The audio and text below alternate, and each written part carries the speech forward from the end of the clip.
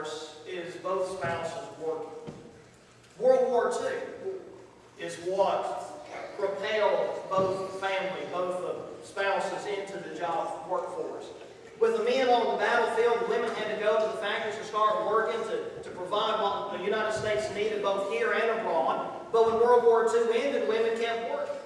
And there's not anything inherently sinful in women working. We don't want to suggest otherwise. But it does create an extra challenge, and extra temptations can be there when the woman is working in a workplace where she's spending more time with other people, either married men or single men, and it might be that she's actually spending more time with somebody else than she is with her own husband at home. When you have both spouses working, there's greater strain on the time and energy that you may not have for each other once you get home from work. And that creates strain on marriage. Now, that's not to say it can't happen. It just means that we have to be aware of the problem and to take things, make steps to correct and to keep it from getting bad. Along with this two-spouse working is also the problem of women having financial independence. Now, financial dependence on a husband is not a good reason to stay married, obviously. But with women working and having their own source of income, then it has simply made it easier for a woman to walk away from her family and say, I'm going to be independent now. And in fact, the statistics suggest that 2/3 of all divorces are initiated by the woman. That's not to say that she's guilty of something bad, but it shows that it's easier for divorces to occur today because of that fact. Along with those 2 points, again, is the problem of money being the priority in the family. What is your priority with your spouse? Is it to have a better and better and better lifestyle financially, or is your focus in your relationship with your spouse is helping your spouse get to heaven? When money is the priority, then other things fall by the wayside. And again, work puts a strain on the marriage relationship because your time is focused somewhere else and your energy is focused somewhere else, and it's not focused on the spouse. And thus we have more divorces today. Children come along. And if we don't have good communication patterns and good skills in dealing with the crisis in our lives, children come along and it can make things worse. Mom and dad starts triangulating with the children. We get into a fuss with each other, and then we try to pull the child on our side. We try to pull the child on our side to get the child on my side against the other spouse, and that makes things worse. And not only does it make things worse between the husband and wife, it puts stress on the children. And when the children are stressed, the parents are more stressed. And it can cause divorce. And then certainly religious and cultural differences. There is something to be said about having a marriage between two people who are compatible. And premarital counseling involves looking at certain characteristics in our lives and trying to make sure that they're compatible religiously, and how we look at finances and how we look at cultural patterns. And we need to understand that doesn't mean that two people from different religions can't get along. It doesn't mean two people from different financial outlooks can't get along, but it does show that they have something they need to work on to bring their lives together so that they'll mesh in the kind of marriage that we want. One of the things that we also have to deal with is the fact that divorce is no longer stigmatized in our country as it once was. That is a good thing, and it is a bad thing. It is a good thing in the sense that just because someone has gone through a divorce doesn't mean they're somehow less Christian than someone else. And so we'll talk about in just a moment how we need to embrace those who have experienced divorce and allow them to still feel a part of the church community. But on the other hand, when God says, I hate divorce, and God says, I don't want somebody to be sexually unfaithful to their spouse, when a person has caused the divorce because of that infidelity, that person has to be treated differently than the others. God still says, I hate divorce. And in our country, there's no fault divorce and there's no guilt divorce. We all know that people walk away from their marriages and from their families, just like somebody might walk away from their jobs. It's just a matter of a decision. But that's not how God looks at it. And so these are some of the causes of divorce. Well, what about the consequences of divorce? Divorce obviously hurts people. It hurts the innocent person. It hurts the children. It hurts the grandchildren. It hurts the family and the friends. It hurts everybody.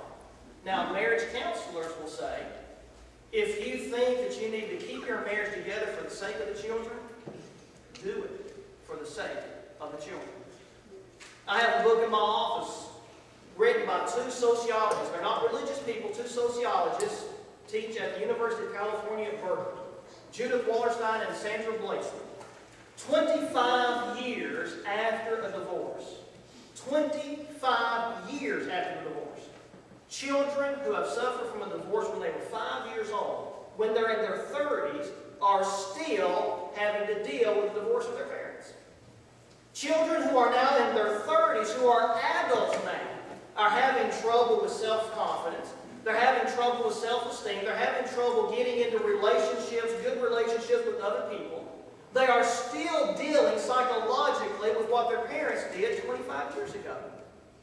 Divorce hurts. For the person who is on the receiving end, they experience all of these various floods of emotion, like anger and hurt and depression and low self-esteem, and on and on and on it goes. The consequences of divorce. Well, what can we do to prevent divorce? That's not what this lesson is about. That lesson is going to be on Friends Day, the last Sunday of this month. A study of the Song of Solomon, a book specifically written about married love, passionate love between a husband and a wife. God understands the importance of that aspect of our relationship. And God says, here's a book to help you understand that I realize it's important. Mark it on your calendar and invite a friend to be with you as we deal with Romance Unwrapped, how to strengthen our marriages. Well, what if a divorce happens? Again, all of us have probably had someone in our family or ourselves or someone close to us who have experienced a divorce. Now, divorce usually happens after years of neglect, after years of physical or psychological abuse, after years of a cold relationship between one another, sleeping in separate beds for years. It happens after years of things slowly deteriorating and breaking down. Here are some of the stages that happens when someone goes through a divorce. First of all, the spouse notices something's not quite right. Usually it's the wife. She's usually the one that's more in tune with the emotional side of the marriage, and she recognizes something is not right. Second of all, she usually blames something else, like finances or depression or somebody else. Something else is causing the problem in the marriage. Well, third, other people start noticing something is not right. And one of the clearest signs that something's not right between a husband and a wife is that in public they're making sharp or sarcastic comments about each other in public. That's a good sign something is wrong. So friends and family members recognize something's not right. Well, they might wind up encouraging the couple to read some books together or go to counseling, but until they recognize something is wrong in my marriage relationship, and until one or both of them humble themselves and say, I've got to quit serving myself in this marriage and start serving my spouse, nothing's going to help. And the divorce comes. Somebody moves out, and usually it's the husband. But at any step of the way up to this point, the divorce can be averted. The divorce does not have to happen. Even if the one moves out, the divorce does not have to happen. They can still come back together. They can still remember those things that originally brought them together in the dating relationship in the first place. Through humility and changing the way they treat one another, rebuilding the relationship, the marriage can be saved. But sometimes it is not. And then, what do we have to do? And when we have family or friends who are going through this, here are some things that marriage counselors say, be sure and do. Number one, don't forget the children. Children need to be told in advance. Children have to still feel the love from mom and dad. It has to be emphasized to them that the divorce is not their fault and that their needs will still continue to be provided. They're still going to suffer. They will suffer. I'm an adult now. My parents divorced when I'm an adult. And it still hurts me. We have to make separate phone calls at Christmas. We have to go to 2 different places when we go visit them. Everything is different now because of that. Children suffer. Have the individual reflect on what happened.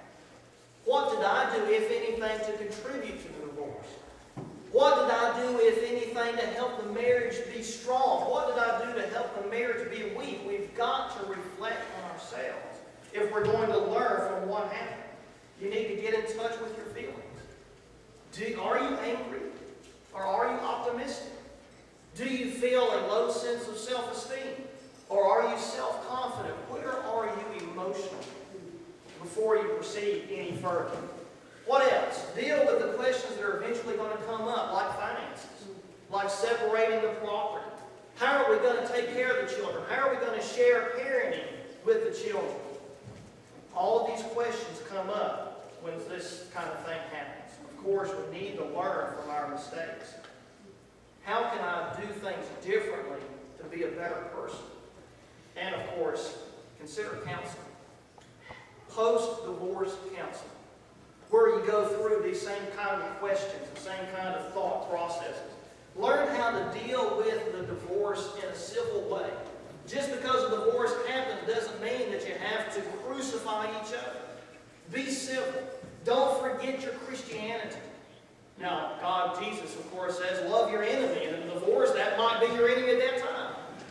But Jesus says, love your enemy. Pray for those who persecute you. And so, learn to deal with the anger. Don't use children to get back at the other spouse. I had to tell my dad, keep the children out of your disagreement with mom. Leave us out of it. We've got positive memories of us growing up, family devotionals, family vacations, family this, family that. Don't drag the children into it. If y'all can't get along, that's between you two. Leave us out. Don't drag the children into a divorce. Support the children in their education. Only 25% of fathers provide for their children's education. Now, this is part of the reason why a divorce causes the wife to fall under the poverty line, and then the next generation, the children, are never able to rise up out of that because the dad walks off away from them, especially financially, and the mom can't provide a college education for them or can't help them get themselves established on their own 2 feet for the future, and the cycle stays that way.